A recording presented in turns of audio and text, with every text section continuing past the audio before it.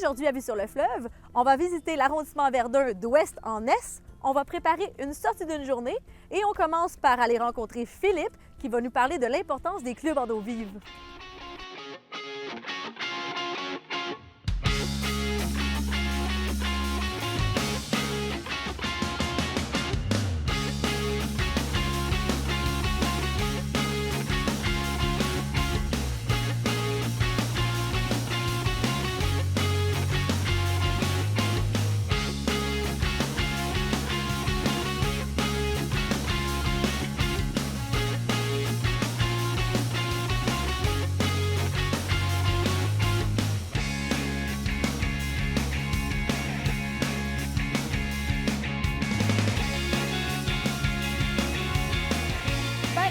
C'était très cool de te voir en action. Ah, ça fait du bien les jouer dans l'eau. On va-tu jaser d'eau vive sur la On y berge? va. Yes!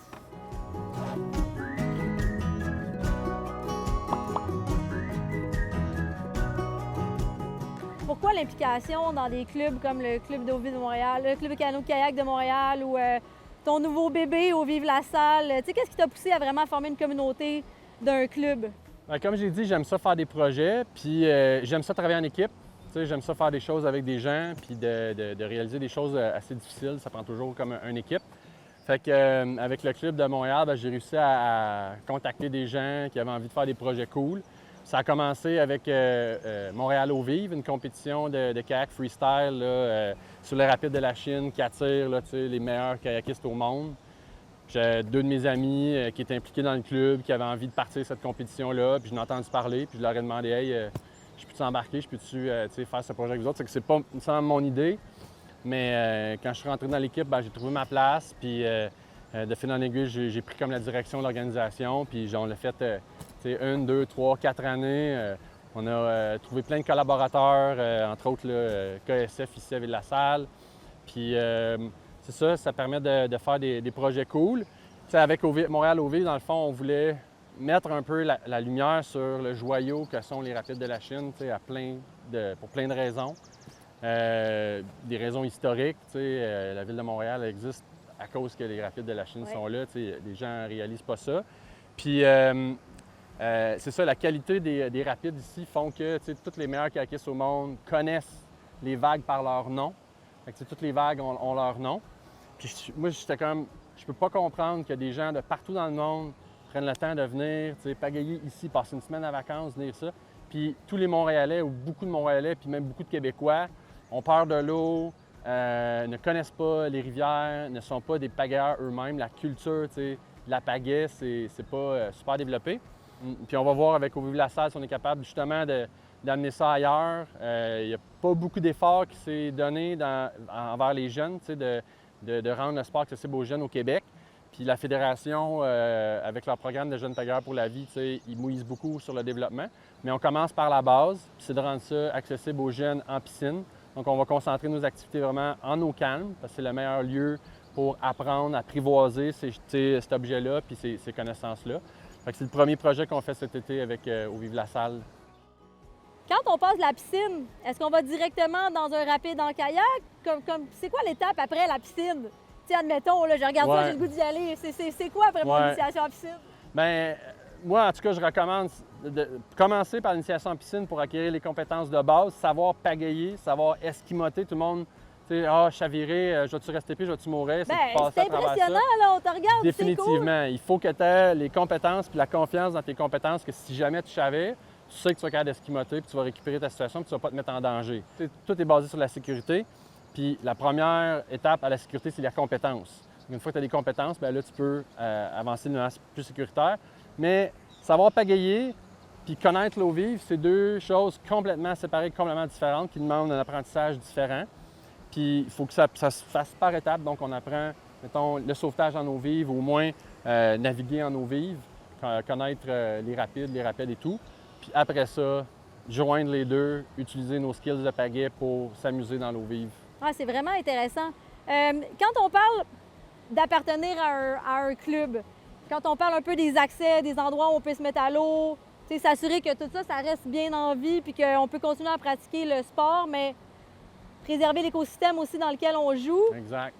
Est-ce que ça aide faire partie d'un club, tu sais, pour l'acceptabilité sociale aussi autour de ces sports-là? Il y a autant d'opinions qu'il y a de personnes, donc il y a beaucoup de gens qui croient à la liberté absolue et aux non-limites. Là. Moi, je n'adhère pas à ça. Je pense que, tu sais, en société, il faut respecter son prochain.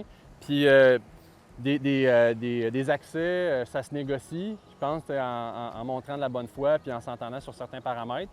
Puis, bien, c'est beaucoup plus facile de parler au nom d'une organisation, d'un organisme, que de parler individuellement.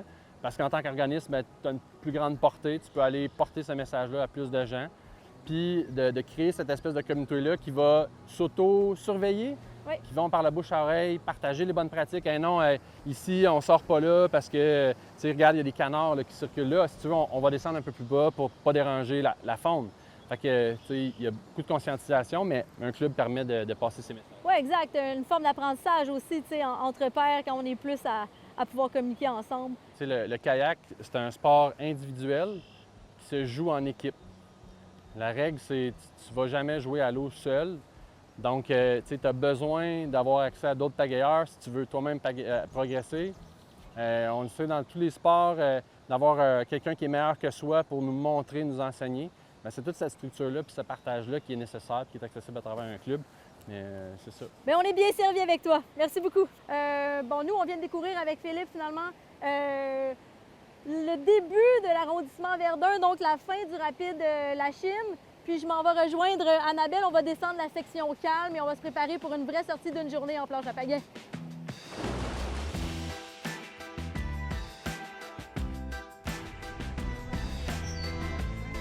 Ils n'ont pas de différence de poids, là.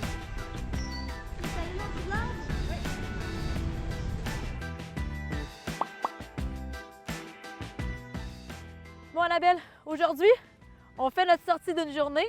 On a préparé la descente de l'arrondissement Verdun. Qu'est-ce que ça prend pour être bien préparé pour partir toute seule? Bon, on va commencer par avoir le bon matériel. Donc, une embarcation, ça va aider à faire notre descente. Au niveau des types de planches, aujourd'hui, on a choisi d'avoir un modèle gonflable puis un modèle en composite. Au niveau de la forme aussi de la planche, on aurait pu avoir une planche un petit peu plus stable, de type all-around qu'on appelle, ou là, on va avoir une touring, fait un petit peu profilée sur la longueur parce qu'on s'en va faire une distance. Différence entre rigide puis gonflable pour monsieur, madame, tout le monde qui s'initie, qui commence là, dans les premières sorties?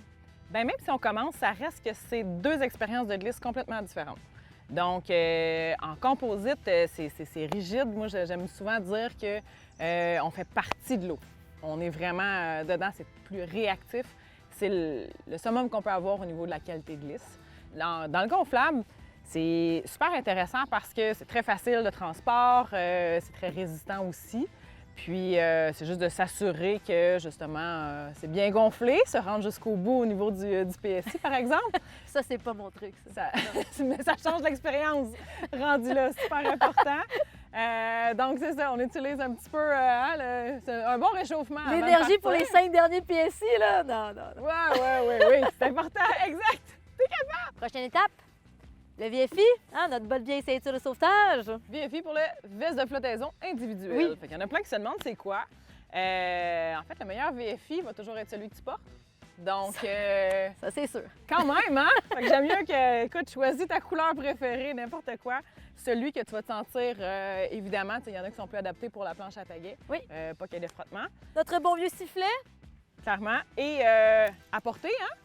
Pas caché dans quelque chose ou pas dans le sac en avant. J'ai dit ça, là, il était détaché. Je vais le rattacher. On va s'amener de l'eau. Oui. On pourrait s'amener, on part quand même un petit bout, donc ça pourrait être intéressant de s'amener un petit quelque chose à grignoter aussi. Ah, je m'étais préparé une petite collation de survie, hein, tu sais, on a peu de chances de se perdre ou qu'il nous arrive une mésaventure, là, mais au cas où. Moi, j'ai tout le temps faim. C'est important. Je l'ai. Donc, autre que ça, c'est sûr que si on amène une trousse de premiers soins, bien, ça vient de régler bien des petits pépins. Quand on a besoin, on la veut maintenant. Je suis pas mal équipée. J'en ai une petite ici, là, ça dit 1 à 4 jours. Donc, j'imagine que pour une petite aventure qu'on a, c'est parfait. On est en business. Puis en plus, elle va dans l'eau. Donc, un petit sac hydrofuge, c'est parfait. Donc, ça va être tigidou. Port de la laisse sur le VFI, là, notre fameuse leach, là, c'est un anglicisme, là. Aide-moi avec le terme français. Ben, c'est en fait, c'est une laisse. La traduction même, c'est une laisse. C'est après la chose que les gens traduisent un petit peu le moins parce que l'humain n'aime pas ça traduire, mais c'est carrément ça. Donc, c'est une courroie d'attache à la cheville qu'on va porter qui va nous tenir toujours quand même près de notre embarcation si jamais il arriverait quelque chose. Le sac à cordes, pour ceux qui font de l'eau vive, on est habitué de l'utiliser. On a même la formation qu'il faut pour l'utiliser. Donc, c'est l'idéal. Parce que, donc, jamais rien accroché après soi. Hein, on va mettre sur notre planche. Ouais. C'est sûr que si on parle de réglementation, tu sais, là, nous, on porte notre VFI, donc on est correct avec ça. Mais d'avoir une corde, ça peut être pertinent de la traîner s'il y a lieu de se créer une ceinture de remorquage, par exemple. L'utilité, vraiment, là, ça pourrait servir à ça, tout en restant attaché à notre embarcation, pouvoir remorquer s'il y a lieu. On ne sait pas qui qu'on peut croiser ou quel besoin qu'on peut avoir. Bien, plus on est préparé, organisé, plus on va rester dans le plaisir puis on est apte à répondre à un besoin, en fait. Super. Bon, ça ferait notre matériel de base. Après ça, ben, est-ce qu'on se lance un peu à regarder la météo, un petit plan d'urgence? On fait le tour de ça? Oui, tout à fait. Avant même de partir, il y a des choses à se préparer. Oui. Donc, on va commencer par valider notre météo. Qu'est-ce que Dame Nature nous propose pour notre journée? Je vais faire ça pendant que tu me parles. Je peux faire deux choses en même temps. Super. Bien, en fait, dans la météo, il y a différentes choses à regarder. On va s'assurer des vents, premièrement, parce qu'on est une embarcation en propulsion humaine. Hein. La nature va toujours avoir le dessus quand même. Donc, s'il y a lieu, c'est juste que pour s'assurer qu'on a le bon sport pour la météo proposée. On va valider s'il y a des risques d'orage. Pas de risque d'orage, beau temps, 28 degrés, pas d'humidité, tout est beau, il fait beau, petite rafale de vent, 15 km/h, on devrait s'en sortir. Ça peut être important aussi justement de s'assurer, tu sais, comme là, on va partir quand même pendant un petit moment. Ouais. La météo peut changer, les vents peuvent virer aussi. Fait que pendant vraiment toute notre, puis même un petit peu qui dépasse là, le temps qu'on a l'intention de revenir sur Terre, on va valider la météo pendant toute cette période-là. On fait l'arrondissement Verdun. Tantôt, on a planifié nos déplacements. On est équipé pour revenir à notre arrivée. On a notre arrivée à la plage. Oui. Donc, on sait qu'on descend le courant, donc on n'a pas trop à s'en faire pour revenir. Mais ça nous prend quand même un plan d'urgence, même si on ne revient pas d'où on est parti. Oui, bien, ça va nous prendre un plan de navigation qu'on appelle. De navigation. Donc, ça va être important que quelqu'un sache qu'on part à l'eau, qui part à l'eau, de quoi on dispose, combien de temps, puis on part de où pour arriver où.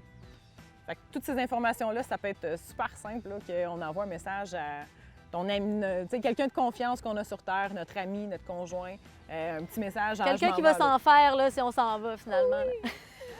Exactement, mais et surtout de venir boucler la boucle aussi, là, dès qu'on revient sur Terre, je suis revenue, tout est beau. Et tu sais, on est rejoignable aussi, tu sais, notre téléphone, on l'amène avec nous là, dans une pochette étanche, donc s'il y a quoi que ce soit, la personne est inquiète, elle peut nous rejoindre. J'en avais prévu un plus petit parce que moi, des fois, je m'arrête pour prendre la photo. Ça fait partie de moi-même, c'est comme ça.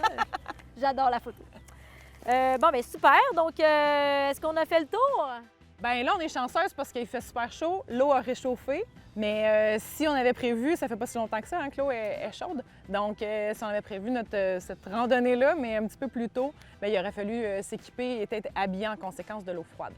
Puis, dernier petit point que j'aimerais te mentionner aussi, les accès à l'eau, hein, on ne peut pas aller sur l'eau de n'importe où. Donc, ici, on connaît et on a les autorisations en tant que particulier de pouvoir aller faire la randonnée qu'on s'en va faire. Donc, on connaît l'accès à l'eau, le terrain qui est privé, on a l'autorisation. Puis, même principe aussi, où est-ce qu'on va revenir sur Terre. Donc, ça, c'est un peu notre matériel technique, un peu de théorie là, pour être sûr que quelqu'un sache où on est. On a bien vérifié nos bases.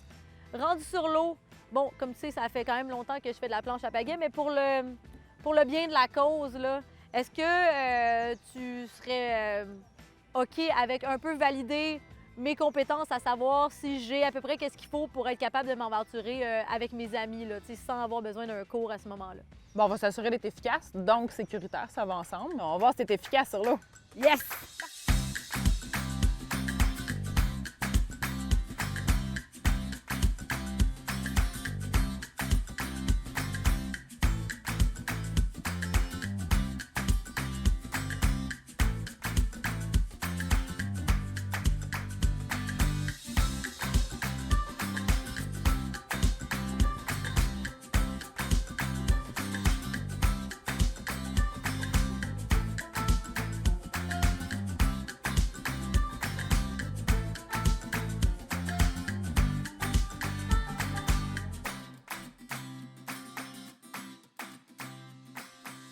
Marie-Claire, on débute à genoux sur notre planche parce qu'on est plus stable. Fait qu'on va en profiter pour être efficace. Il faut savoir avancer, tourner et freiner. Par la suite, on va apprendre à se lever puis on va répéter ça ensemble au niveau des manœuvres de planche à pagaie. Cool. Donc, les bras bien droits. OK, notre propulsion se passe du nez jusqu'à côté de nous. OK, tu vas pousser avec le bras du haut pour aller pousser dans le fond de l'eau et récupérer à côté de toi. Donc, on avance. Excellent! On dirait que tu as déjà pagayé. Ben oui. Écoute, pour freiner, la pale dans l'eau, les deux bras bien 90 degrés, coude collé. Fait que c'est important que le bras qui est à la taille soit le plus proche possible de toi, idéalement à angle de 90 degrés. Parce qu'à genoux, on est plus bas, plus facile. Le centre de gravité est plus bas aussi. Debout, par exemple, sinon ça ne freinera pas. C'est ça qui va arriver. Pour retourner, tu peux utiliser en bordée gauche comme tu es déjà. On va venir dessiner un grand demi-cercle qui va partir du nez jusqu'à l'arrière. Et j'aimerais ça que tes épaules suivent le mouvement. On tourne les épaules. Exactement. T'es faite pour faire de la planche à pagaie, Marie-Claire. Excellent. Est-ce que tu as chaud? Parce qu'une des choses importantes, avant de partir, il faut s'assurer de tomber sécuritairement. OK. OK? C'est la planche à pagaie, on est debout, fait qu'on va apprendre à se lever, on va apprendre à tomber pour ensuite remonter sur sa planche. OK. Comme tu es une si bonne élève, je pense que je vais te laisser faire, mais je vais quand même te diriger. Pagaie perpendiculaire devant, on garde les mains dessus, dépose un pied de chaque côté de la poignée. On regarde devant pour ensuite se lever. Exactement. On se trouve souvent en zone peu profonde, en planche à pagaie. Oui. Donc, on apprend à tomber de façon sécuritaire, à pouvoir rester à l'intérieur d'à peu près 2 pieds d'eau idéalement. Parce que je vais même te donner un petit défi. Yeah! Tu vas faire une belle étoile de mer. La pagaie, on la tient solide d'une main, loin de toi, très important. La dernière chose qui doit rentrer dans l'eau, c'est tes pieds. Même si tu veux qu'il reste, il pourrait rester collé sur ta planche, c'est encore mieux. Une belle étoile, communément appelée le flat québécois ever. Garde tes pieds collés sur la planche. À 1, 2, 3, come on! Yeah! Excellent! Donc là, on ne touche pas dans le fond. Tu vas venir déposer ta pagaie encore une fois perpendiculaire sur ta planche. Tu vas agripper la poignée. Tu vas essayer de sortir tes fesses de l'eau. Tu vas battre rapidement des pieds en tirant la poignée au moins jusqu'au nombril. Fait que tout ça, ça se fait en même temps. Excellent. On va tourner. Tourne. Écoute, on est presque prête à partir. On revient debout. On va faire une belle propulsion circulaire pour t'éloigner du bord. Donc, même chose que tantôt, on va fléchir les genoux, on garde le dos droit. Et on n'oublie pas de garder, encore une fois, le débordé. C'est comme naturel chez toi. Excellent. On va s'éloigner légèrement. Le bras du haut, bien tendu, solide. On n'est pas en hyper-extension. On garde bien solide, puis on va aller pousser la pale. Encore une fois, du nez jusqu'à côté de toi. Excellent. Et plus tu utilises le poids de ton corps pour te laisser tomber, plus tu vas être efficace. Donc, avoir une bonne technique prévient les blessures, parce qu'on ne veut pas se blesser, on est là pour jouer. Et on est efficace. Avec une belle propulsion, on pousse dans l'eau. Excellent!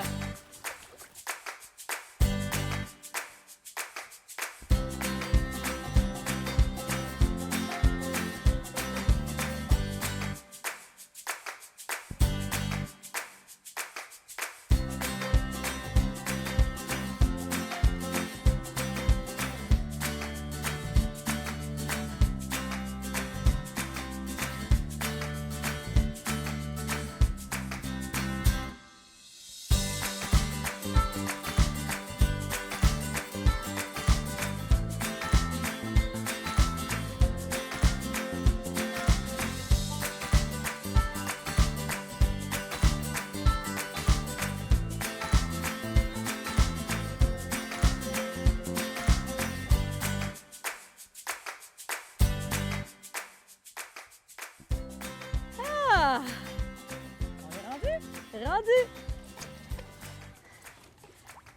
Super! Hey! Chine de pagaie! Cheers! Bien, merci beaucoup de m'avoir accompagné. Écoute, ça fait grand plaisir. Arrivé à la plage de Verdun. Merci pour tous tes trucs de sécurité pour une sortie bien réussie. Puis moi j'ai la chance d'aller m'entretenir avec le maire de l'arrondissement là, pour parler finalement de l'inauguration de la plage de Verdun, là, puis tout ce que ça a à offrir aux citoyens.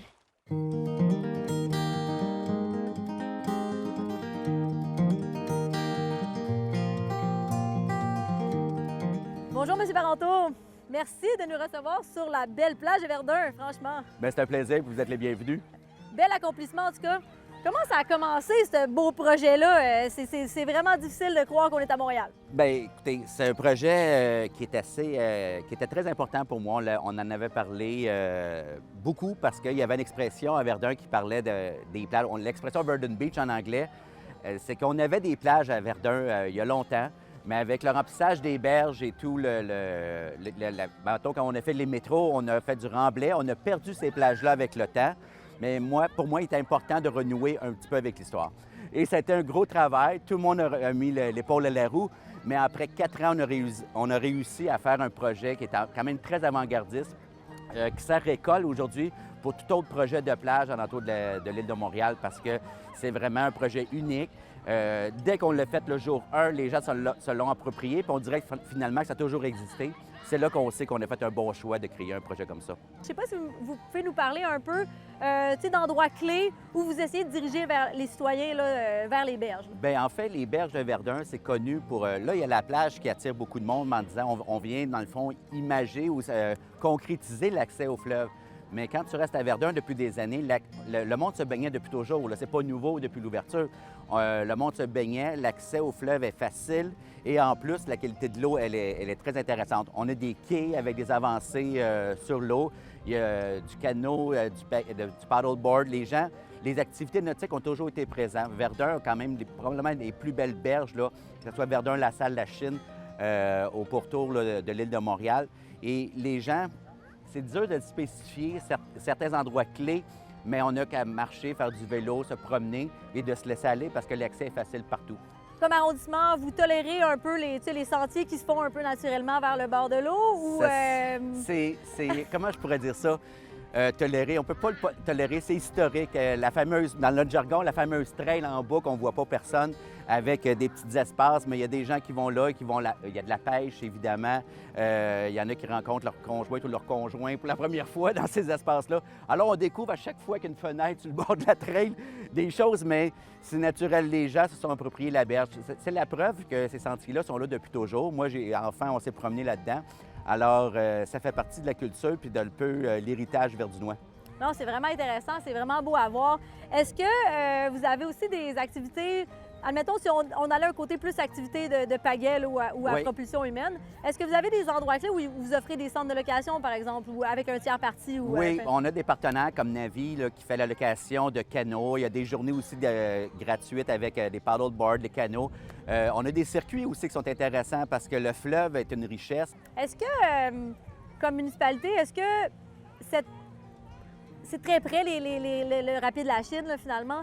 Est-ce que ce courant-là, puis les hauts fonds, les roches, les ci, les ça, est-ce que c'est une considération que vous avez? Vous avez l'impression que les gens de Verdun comprennent leur cours d'eau, sont assez près de ça pour avoir cette compréhension-là? Bien, il faut toujours faire attention. Je pense que les règles de sécurité s'appliquent pour n'importe quel cours d'eau. Il ne faut jamais prendre des cours d'eau à la légère. On a du monde qui font du kayak depuis des années. Ils vont monter les rapides de la Chine. Il y a la vague à Guy qui n'est pas loin.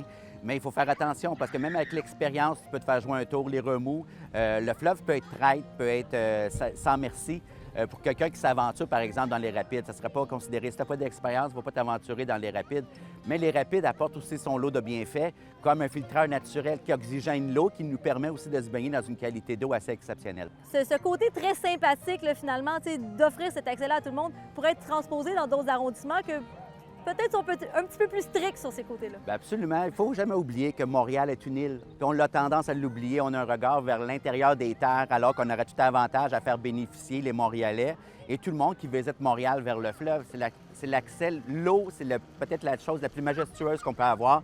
C'est notre plus belle carte de visite, les berges.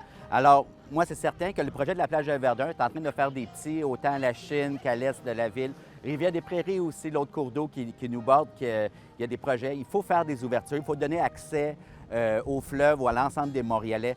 Puis quand on fait cette connexion entre le citoyen et le fleuve, c'est une connexion entre le citoyen et la nature, puis de là aussi vient le respect qui rentre en ligne de compte par la suite. Alors, on a tout avantage à profiter de l'eau puis donner accès aux gens à l'eau. Je voulais terminer un peu sur le côté parc, le côté vert versus bleu. Est-ce que l'arrondissement travaille pour essayer aussi de valoriser ce contexte-là d'accessibilité à la nature, mis à part les gens qui pourraient avoir peur de l'eau? On le voit aussi dans les zones urbaines, il y en a qui ont cette crainte-là. Absolument, mais l'aspect verdure, c'était peut-être pas l'étiquette qu'on avait en premier sur Verdun, mais pourtant, 30 de notre territoire est un espace vert. Alors, on a des berges, on a 10 km de berges dans l'ensemble de l'arrondissement. Comme je le disais tantôt, c'est tout l'aspect au niveau de l'accès à des activités, mais la pêche, les pistes cyclables, on peut se promener, les pistes piétonnes, on peut jouer le volleyball sur nos berges. Il y a des activités l'été. Les gens vont faire un petit pique-nique, ça joue au volleyball. Il y a plein d'activités. Alors, c'est un lieu, les berges, c'est devenu un lieu de rassemblement. Puis ça a été accentué surtout avec les années de confinement qu'on a connues. Les gens n'avaient pas le choix d'aller là. Plein de gens ont découvert. Alors, moi, je suis très content parce que maintenant, c'est parti, puis les gens vont maintenant prendre le lien. Ils ont adopté la nature, ils ont adopté le fleuve, ils ont adopté la verdure. Puis c'est tant mieux pour le futur. Super! Bien, merci beaucoup, en tout cas. Merci d'avoir pris le temps. Merci de nous avoir présenté votre projet, votre arrondissement. Puis, merci. Bienvenue. Bonne journée à vous.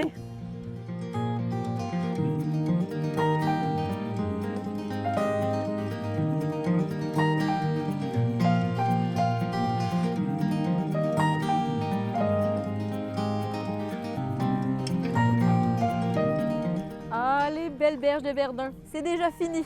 Notre prochaine aventure, on va aller faire tout le côté ouest de l'île, de la Chine jusqu'à la Rivière-des-Prairies.